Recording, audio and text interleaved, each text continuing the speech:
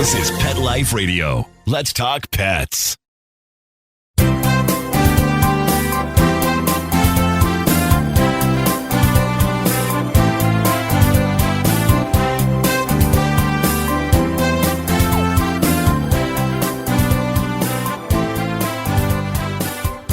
Welcome. You're here live with Dr. Jeff Werber, your host for the next 30 minutes here on Pet Life Radio, on Instagram Live. Here for you, here for your pets. I got my thumbs up for Mark, so we're good to go. I want to hear about some questions, whatever you got. First of all, I got to tell you, for those of you not in LA, today is a gorgeous day. It is like, I don't see a cloud in the sky. It's blue. I was out early, and it's a great day. So those of you who aren't here, I feel sorry for you, unless you're someplace that's also really good. Mark, how is it in Florida now? Awesome. So Mark, our producer, is in Fort Lauderdale. He says it's also really, really nice there too. And yeah, in Florida, it's pretty nice. So it's a little more muggy, but it's nice. So anyway, we have a question. New York Yankee, 15-and-a-half-year-old dog was diagnosed with vestibular disease. What we can do to make her comfortable. So first of all, let's talk about vestibular disease.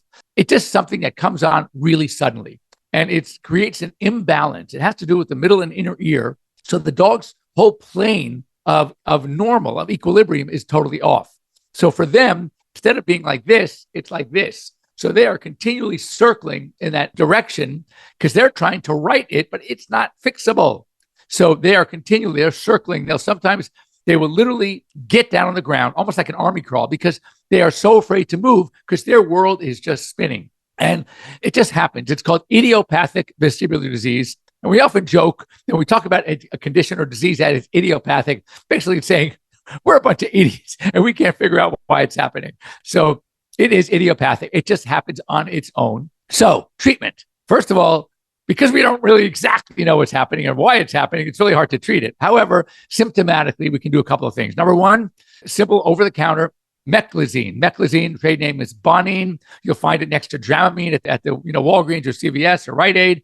And it's motion sickness. So it will kind of help a little bit with the vertigo, because the thought is that there may be an inflammatory component. Sometimes we'll put these dogs on steroids. The good news is that traditionally it lasts for a couple of days and it gets better on its own. So typically these signs go away. Now, here's one thing you can do to tell whether it's truly idiopathic vestibular disease, IVD. What I tell people to do is grab your dog by the cheeks, so hold his head steady and stare him straight in the eyes. And dogs with IVD, you're going to notice something called nystagmus, and the eyes are going to be flickering. It's going to be a fast component and then a slow back to the other side. Fast, slow back to fast, slow back to the other side. And you'll see the eyes doing that. That is a telltale sign of IVD, idiopathic vestibular disease. So the bad news is it makes them feel miserable, and there's no direct treatment. We don't even exactly know what and why it's happening. The good news is that it's somewhat controllable, and the best part is that it usually goes away by itself. It might take a couple of days. And now we had, growing up, and I have two of my sibs here on the show with me today, we had a white German Shepherd. Her name was Sheba. She used to get these when she got older all the time. And she finally, after who knows, the third, fifth, seventh one, she used to get a lot. Every time she got better. But for her last couple of years, and she lived almost 17. But her last year or two, her normal was like this. It was cockeyed, but that was her normal. But she finally, it worked, and she was doing great. But she had a little head tilt for the rest of her little long life. So she did pretty well. Okay, let me say hello. I want questions. Other things, we got some things we could talk about. I always have things. Yes. Right. So she's right tilts, turns over a lot. And yes, that is exactly what happens. Give it a couple of days. Try that. Try the other thing. Okay. Here we go. Halo Fan 53. My cat was recently diagnosed with diabetes. She's currently on prescription food, no meds yet. What are your thoughts of the new drugs for feline diabetes as a short of insulin? Well, there are a number of good drugs out there. Typically, the diabetes that cats get is what we call type 2. Type 1 is juvenile onset diabetes. It's like what we see in people. And in dogs, there's always, regardless of when they get diabetes, it's always type 1. So dogs get, we call insulin-dependent diabetes. That's what they have. Cats, on the other hand, get type 2 diabetes. It's often associated with obesity. It just happens. As I said, it could be diet-related. Well, certainly obesity is diet-related, like too much of it. So there are some good meds that can be used and might help. What I have found, and it's just me, is that usually when I first see it, because their sugar levels are so high, we really got to bring them down. I will start these cats on insulin, and there's some good insulins for cats. And so then we try, why we start these medications, we start reducing the insulin and see if we can get to a point where we can eliminate the insulin completely. But of course, diet modification is key. There are a number of diets out there that are supposedly helpful for these type 2 diabetics, actually for type 1 also. There's MD, there's DM, so like diabetes mellitus diet. So you need to speak with your veterinarian, but I am totally a fan. Look, if we can get these cats totally on medication, of course that's better. I mean, first of all, one of the biggest problems with treating diabetes is it requires injections on a regular basis, usually twice a day. For a lot of you, I know that's hard to get them to inject them twice a day. So you actually opt for something that an alternative would be the medication. However, early on, I don't think the medication works as well to rely on it solely. So I think we have to get that sugar down to a more natural level before we rely totally on the medication. But again, I'm 100% fan of trying it, but you might want to start with a little insulin first. But again, speak with your doc. All right. Hello, Michelle. Best time to fix a female puppy. Okay. That's a great question. Now, if I were to answer this 10 years ago, 15 years ago, I would have said just before their first heat. As soon as their adult teeth are in, we used to say, okay, it's time to spay. That has changed. And it's changed because of some scientific data in certain breeds and some empirical data in others. The bottom line is now, let's go backwards. Why? Why was it so important? Why did we have the people spay before the first heat? Because there was studies have shown that if you spay a dog prior to a first heat, you virtually eliminate the threat of breast cancer, mammary cancer as an older dog, roughly by 98%. It was amazing. So of course, a lot of dogs get mammary cancer, so it was a great thing to do. But then we started realizing there are other problems associated with waiting, letting them have their first estrus. For example, there was a link possibly between urinary incontinence in older spayed females that were spayed too young, certain cancers. In fact, here's a scary one that got everybody's eyes open. There was a study, it was on large breeds, it was on actually Rottweilers. A lot of large breed dogs can get osteosarcoma, which is a bone cancer, which typically is deadly. Okay. You amputate, you can do radiation, you can do chemo, but ultimately it's going to take them. So what did this study note in Rottweilers? And I believe we extrapolated, well, if it happens in a Rottweiler because of the cancer, why would it be different than another dog? It's probably the exact same. So here was the thing. It was a 65% greater incidence in long bone cancer in male dogs that were pre-pubertally neutered, and a 35% greater incidence in long bone cancer, of course, as an adult senior dog, in females that were pre-pubertally spayed. Oh my God, that's huge, huge. What are the ramifications of letting them have one heat? What happens to the mammary cancer? Well, here's the story. The mammary cancer reduction does drop to about 88 to 90% reduction. Still pretty darn good. Now, if you let them have that second heat or litter on the first heat, the risk reduction goes to zero. No help at all. So we said, you know what? Is it worth that 8 to 9 to 10% difference in mammary cancer reduction to get a 35% greater incidence and hopefully prevent the incontinence and other things as well? So that's a long answer. The short answer to your question is that we want to let them have one heat that usually comes at 7 months. And not all dogs read the same book that I read. And they might come at 9, 10, 11 months, which is okay. We used to think they had a silent heat. And according to a friend of mine who is a reproductive specialist, who not only went to vet school at the same time I did, she was a couple of years behind me. I also knew her from Berkeley as an undergrad. Also, Labrador girl, Dr. Autumn Davidson, that most of these dogs actually just have a delayed first heat. They're going to have it, and sometimes it can be as late as 11 or 12 months. But they usually happen every 7 months. They usually start at 7 months. And then so the next one's at 14 months. Therefore, I recommend spaying between 11 and 13 months of age. And that's a long. Now, what are some of my exceptions? When you have a small breed dog, okay, that often don't get bone cancer, which they usually don't, then what is the negative? The negative is this, that a lot of these small breeds don't lose their baby teeth on schedule. They get what's called retained deciduous teeth. Now, if I take off my reproduction hat and put on my dental hat, those teeth are going to be a problem. And the veterinary dentists recommend they be pulled. The baby teeth, the deciduous baby teeth that have not fallen out on their own, need to be pulled as soon as the adult tooth starts coming in, as soon as you see it actually breaking through the gum. If it hasn't fallen out yet, you got to pull it. Why? Because the presence of that baby tooth, that retained baby tooth, that deciduous tooth, affects the location and the occlusion, because it changes the route where that adult teeth and how that adult tooth is going to come through the gums. So that's why it's so important that we need to make room for that tooth, so we don't have something called malocclusion, crowding teeth that maybe need braces down the road. I'm not saying you're going to get braces on your dogs, but if it affects the bite, if it affects their ability to chew, then it's necessary. If that lower canine, which usually is pushed inward, starts hitting the upper palate, the hard palate, that's a problem. So we got to pull those teeth sooner, which may mean that you have a choice. If you want to satisfy both, then you're going to have 2 anesthesias in a young dog. One, the first one around 5 to 6 months of age to pull the baby teeth. Then the second one to the spay. If some people opt for it, if they have these small breeds, then just spay them at that time. Since they don't get bone cancer anyway, that's not a big deal. And if they get a little incontinence, we can treat it, as we get it. So anyway, that's the answer. So my recommendation, always have your veterinarian check the teeth, especially with small breeds, to make sure there are no retained deciduous teeth. Those need to be pulled ASAP. And then plus or minus spay them at the time. Look, let me say this also. Our modern anesthetics are really, really, really safe. And if it means knock them out for a quickie, sometimes the deciduous teeth, it's a very fast procedure. Knock them out for that. Get those teeth out of the way. And then for the spay, you could do that, 11, 12 months of age.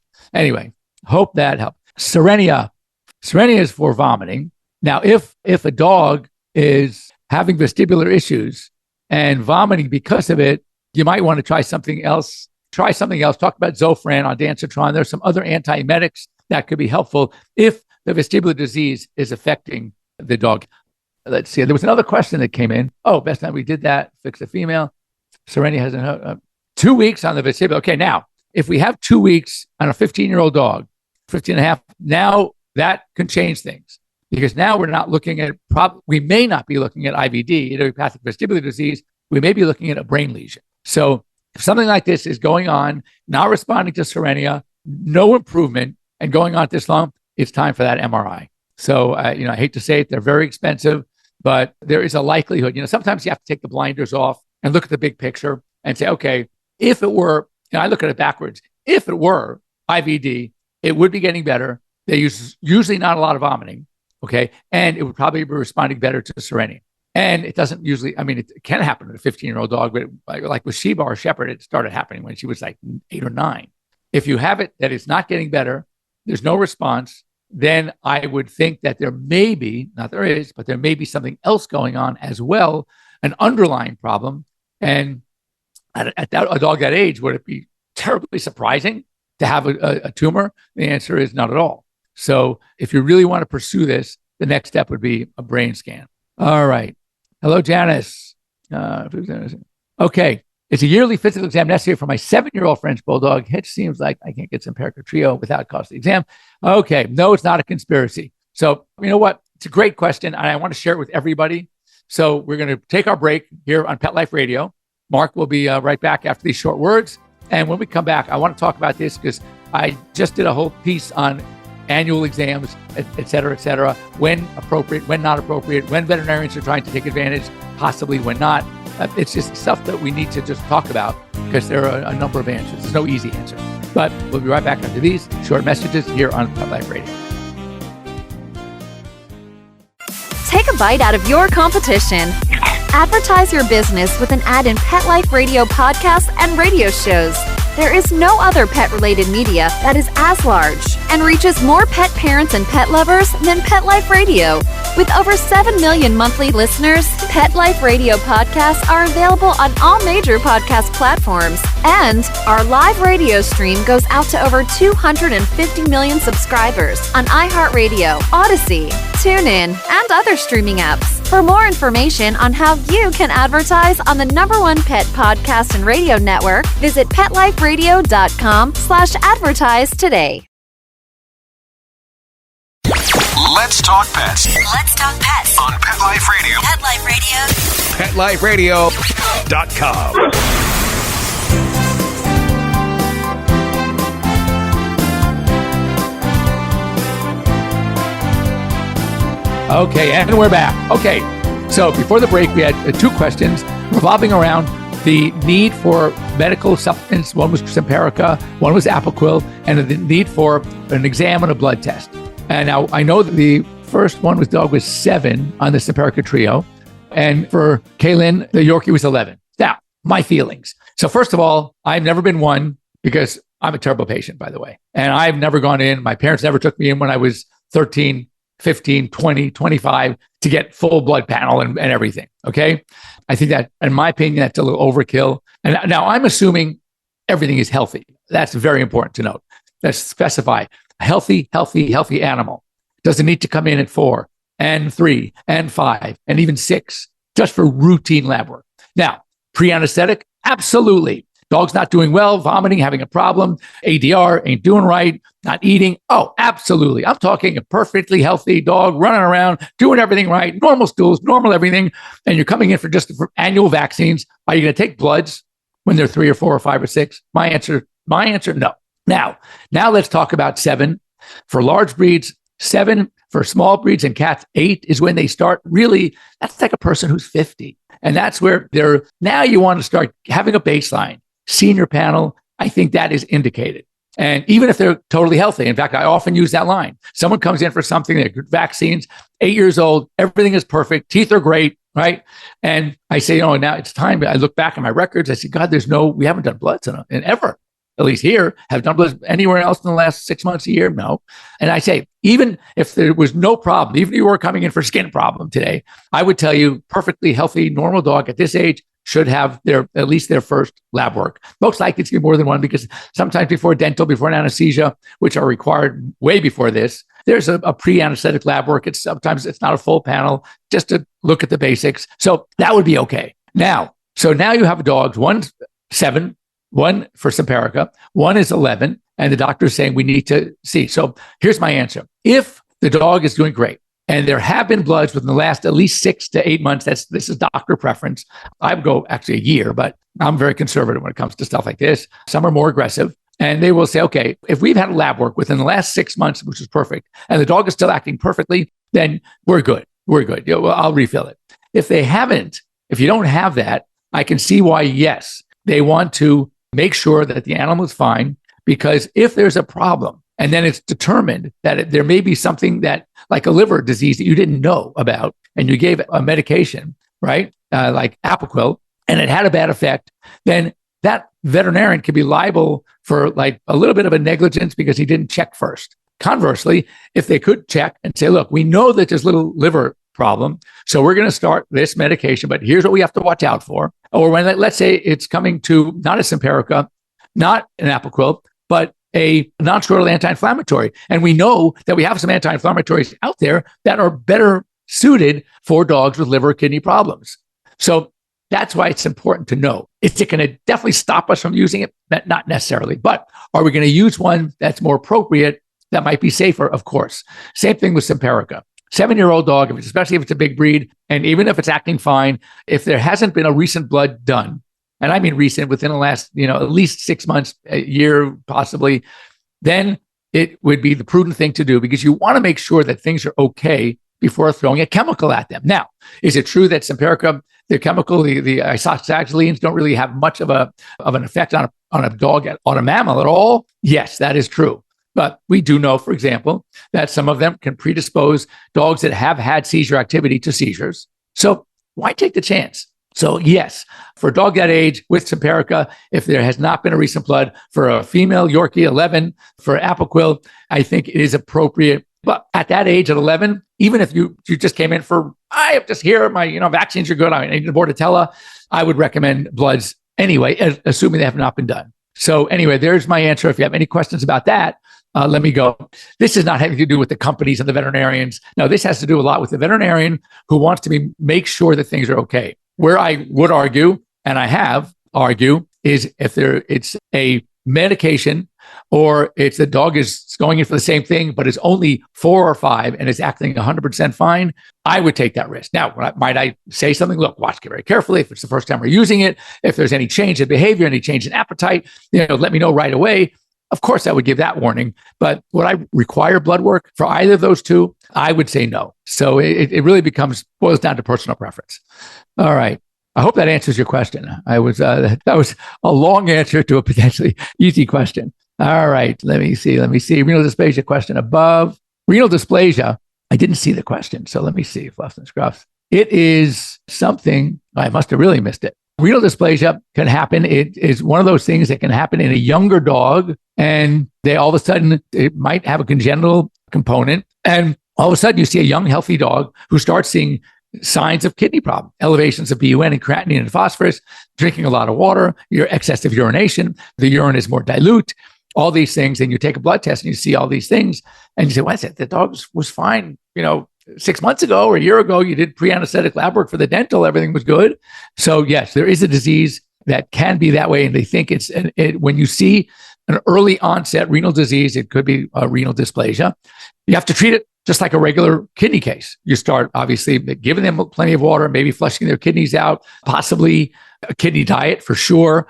If they have a high phosphorus, you want to get a phosphate binder, a Pacatin, or like an ammonium hydroxide or ammonium chloride. So some of these things might be helpful, but it's a progressive disease usually. And once it starts, it's going to start. So it is something that's difficult to deal with. And man, it can come on pretty quickly. I've had cases where a dog came in for routine lab work for some reason. Everything was fine. And 3 months later, they're back and everything is off the charts high. Of course, usually when we get more of a sudden onset of something, we're looking to, okay, what did they get a hold of? Did they get a hold of xylitol? Was it a cat that, got a hold of lilies, plants? These things we know are nephrotoxic. So the raisins and grapes, we therefore always ask those questions first, but it could be just a case of, sad case of renal dysplasia. All right. Hello, what can cause a rescue dog to get frequent diarrhea? Okay, so good question. Thank you. Let me just say a couple more waves. Good audience today. Thank you so much. This is great. All right, rescue dog to get frequent diarrhea. Diarrhea, my first question is, how's the animal acting? How's the dog doing? I assume it's a dog doing otherwise. Is it eating? Happy, alert, playful? If everything is good, and if especially in the stool might have a little mucus lining sometimes, it's kind of like cow patty mush, maybe a little blood. So that's called colitis. That's large bowel diarrhea. So what causes that? Here's the list. It's a long one, but it's a good list. Nerves, stress, anxiety, diet change, excitement, eating something you shouldn't have, and of course, parasites. So in an adult dog, do I usually think about parasites? No. But in a rescue, that I would 100% want to rule out Giardia. Now, new home, nerve, stress, anxiety, excitement, different foods, diet change. So all these things can contribute. So obviously, the first thing you do is run a fecal test. You got to get a fecal, including Giardia, and to see if it is a parasite. If that's negative, I would think the others.